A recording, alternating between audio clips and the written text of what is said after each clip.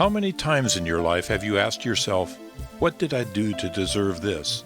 Or, why do bad things always happen to me? Just when everything seemed to be going your way, something unexpected happened that caused your life to spin out of control, and it is unclear why. Perhaps you lost your job, went through a messy divorce, battled a debilitating illness, or experienced the loss of a loved one.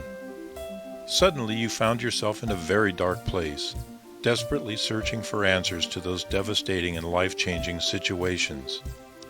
You began to question your life choices, wondering if there's a connection between your past actions and the unfortunate results you experience in life.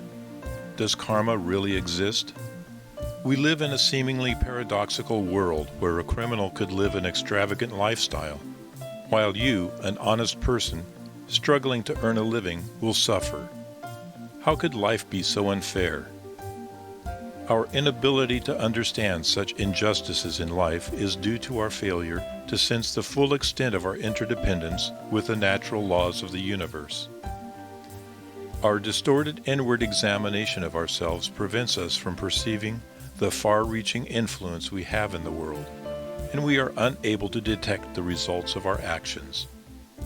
However, every nuance of our behavior and thought, whether conscious or unconscious, affects the system of nature in which we live and initiates a unique chain of events. Yet we just can't understand why things happen the way they do.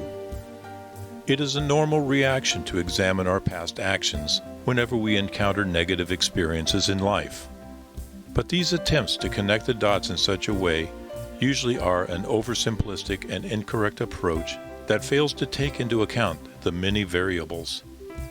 Hardships can awaken deep questions about their cause and purpose. They motivate us to look outside our narrow individualistic worldview and seek the deeper meaning of life. The more we suffer, the more we are pressured by nature to search for the meaning of it all and accept the interdependent and interconnected system in which we live.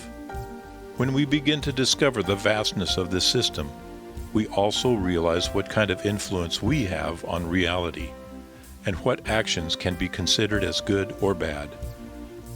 Our evaluation of our lives tends to be very limited and subjective.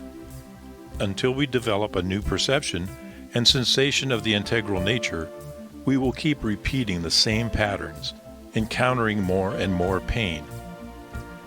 In a sense, we are like a child who eats only sweets because they are the most enjoyable, not understanding the harm we are causing our body. The harm inevitably catches up with us sooner or later. So how do we relate to these periods of suffering? First, we must not look inward and blame ourselves, nor should we delve into the past to find someone else to blame for the cause of our misery. Instead, we must accept that everything happens for a reason, and use this new awakening to find balance with our environment. For this to happen, we must surround ourselves with people who share the same desire to rise to a higher understanding of life.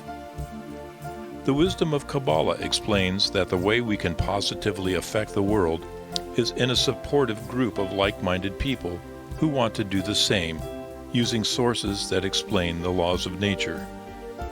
In this new environment, we will learn how our connection brings us into increasing balance and harmony with nature, thereby increasing our happiness, confidence, and comfort.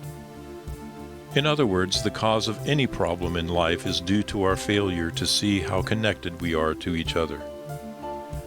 In this higher perception of reality, we will recognize every situation as good, as an opportunity to rise and activate the force of love, bestowal, and connection that occurs throughout nature.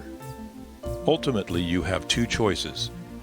You can either allow these experiences to destroy your life and throw you into a world of negativity and self-pity, or you can use them as the catalyst to find real meaning, balance, and purpose in life, as well as to help others rise above their suffering.